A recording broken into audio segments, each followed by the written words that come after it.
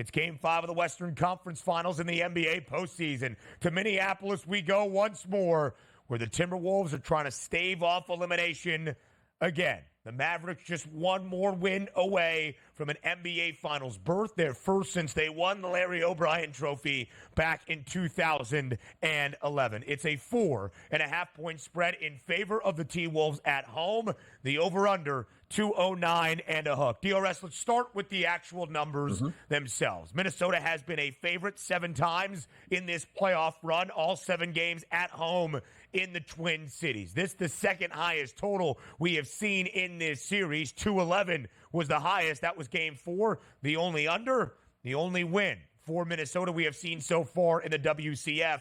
And what are the betting trends telling us about where the money is invested as it correlates us to the spread of game number 5 tonight?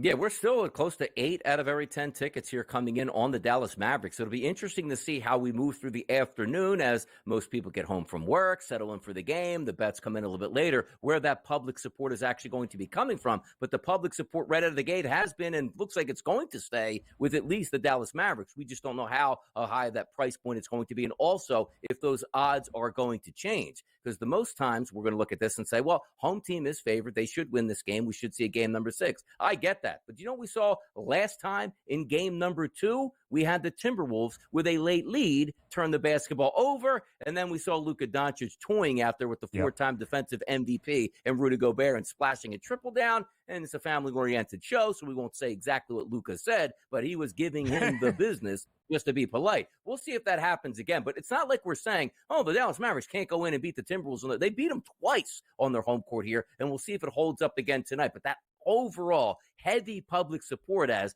wait a second, Dallas is getting points. Where do I sign up? We know how that works out. Now, is it a handicap? No, but the public perception sometimes overwhelming on an underdog price. We usually see where that winds up. I'm interested to see, and as I told you though, Ben, I was feeling the Dallas Mavericks like, you know what, they can go in there and win that game, and I still think they can, but seeing that heavy public support so much on there without a real line move gives me a little bit of those puzzling thoughts.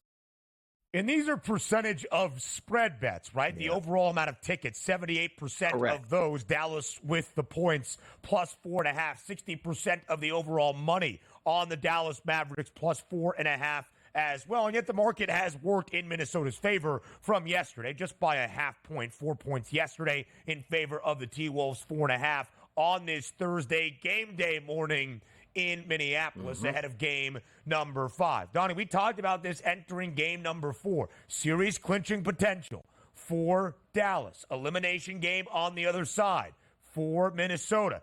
Things tend to tighten up ever so slightly in those scenarios. You have said it often. As you get later into a playoff series, that's when you start to lean under. Minnesota's first and only win of the Western Conference Finals is the first and only under we have seen of a pregame number. It was the highest pregame over-under at 211 in total. Of course, all 4 of Minnesota's wins in their second round series against Denver total stayed under the pregame number as well. What do you think we see from an offensive output and point perspective as it pertains to that 209 and a hook? Yeah, you probably should be leaning more towards the under, again, getting later in the series. And also a couple factors can play into this. So many times have you bet, it doesn't matter what sport. You know what? I'm going to pick this quarterback in the NFL. I'm going to pick this wide receiver. I'm going to pick this, starting point guard or shooting guard in the NBA. When you get a blowout, it typically blows up your plans because those final 3, 4, 5 minutes of a game, particularly in the NBA, you need your starter to be in there to get a couple extra rebounds, a couple extra points, knock down an extra 3-point shot. They might head to the bench. The reason I bring this up is we are expecting a great performance out of both of these teams. Number 1 for the Dallas Mavericks, looking to close out the Timberwolves. Number 2 for the Timberwolves, looking to extend the series. But there sort of is that notion where Dallas had a chance to wrap it up at home, weren't able to do that. You're going back to a buzzsaw in Minnesota where they're excited about getting that victory. The fans maybe thought they weren't going to get to see another game, and you might get jumped at the beginning of this one. And the reason I bring up the blowout factor is what happens if we see late in that game with 5 to 6 minutes to go, a 17-point lead, and it's not all that high scoring. Luka Dončić and Kyrie Irving going to the bench. Why? Not because they must come back and win this or they're eliminated. Hey, you know what?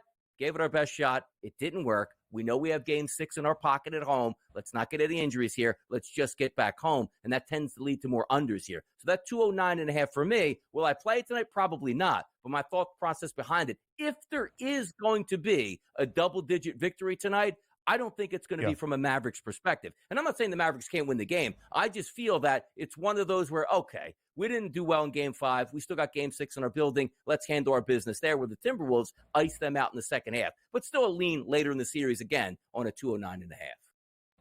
We have not seen a double-digit victory margin in any of the 4 games in the WCF. All 4 games decided by 9 points or less. 3 of the 4 by 5 points or less. The 2 in Minneapolis to start by a total of 4 points in those 2 contests. 4.5 is the number tonight. So DRS, as we look at Dallas's dynamic duo and the points props for the Mavericks. Game number 4 was the only game so far that Kyrie Irving has not scored at least 20. It was the first game that both Luka and Kyrie stayed under their pregame points prop. 30 and a hook is the number for Dončić. 23.5 is the number for Irving. If Dallas gets to the NBA Finals with a victory tonight, how many do Luka and Kyrie combine to score? Yeah, they're going to have to be sensational tonight. Both of those combined should be in the 60s if they win this basketball game, and that's the big if. So that's how you're trying to play it out. If you do think you have a winning ticket in your pocket at that plus 4.5, which means they were competitive, if not won that game outright, it would be hard-pressed for me to think that Luka Dončić and Kyrie Irving weren't riding high in this game. Like, yeah, they won that game. Had 23, Kyrie had 24, and that's the way it worked out. If there's one guy I want to say, like, if you are leaning towards the Mavericks, doesn't it feel like Luka's going to be in the 30s if they win this game with of another triple-double? It just feels that way to me, Ben. 3.5 is still the 3-point prop for Luka. He's had at least 3 triples in all 4 games. The last 3, 5, 4 made threes.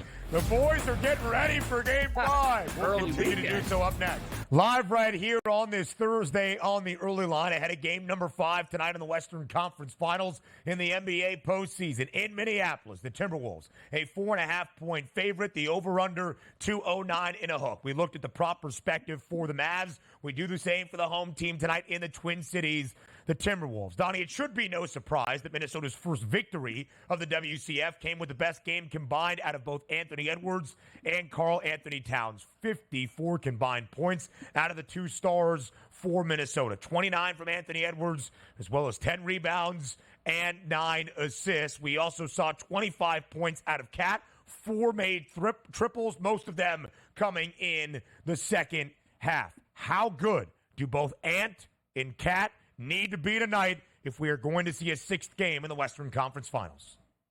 They need to be really good. Now, sometimes you get a reprieve on your home court being superstars because your bench players typically play better at home than they do on the road. It's only rightful. But at this point, again, I get back to that last, game 4 where it's like, okay, Anthony Edwards late in the game, sealing the deal. Anthony Edwards had a solid game overall. Karl-Anthony Towns showing up in the second half with some dagger 3-point shots. Those usually translate over to the next game. Anybody that's played any sport, hey, man, the way you left the golf course, the way you left the ice, the way you left the arena, boy, that's that vibe that's going to carry over. Because if you had Karl-Anthony Towns again, let's just say they won that game, and Karl-Anthony Towns was 1 of 9 from 3-point range. He's going to be tentative to shoot 3-point shots in the very next game. The fact that he ended with a flurry, he should be chucking 3-point shots with confidence early. And it's the same thing with Anthony Edwards. I don't need the 3-point shot. I don't need to shoot 5 of 12 from 3 and not get to the rim. I can be all-encompassing out here, which includes getting my rebounds and getting my team involved by getting close to 10 assists. Those 2 guys have to play dynamic basketball tonight for them to win. Do we need them to be 40-point Anthony Edwards and 30-point Karl-Anthony Towns? No, you just can't throw the clunker in tonight, Ben. That's all. Naz Reid over 1.5 made threes. Jaden McDaniels over 1.5 made threes. He hit 6 in game number 1. Karl-Anthony Towns over 2.5 made triples at plus 150. We'll give you a best bet from this game in just a little bit. But again, I do believe it bears repeating.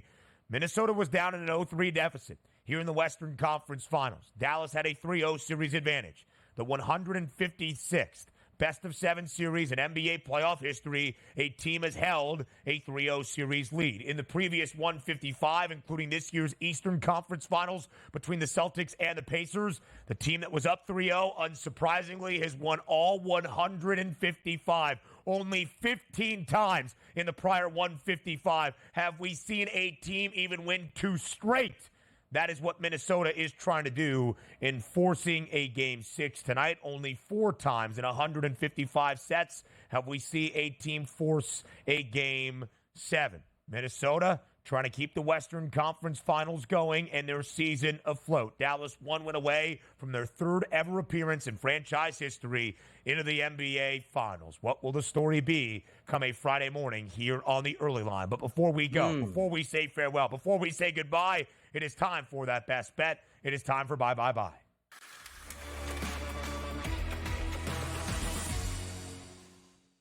Benny Rightside, what do you like on this Thursday around the sports landscape?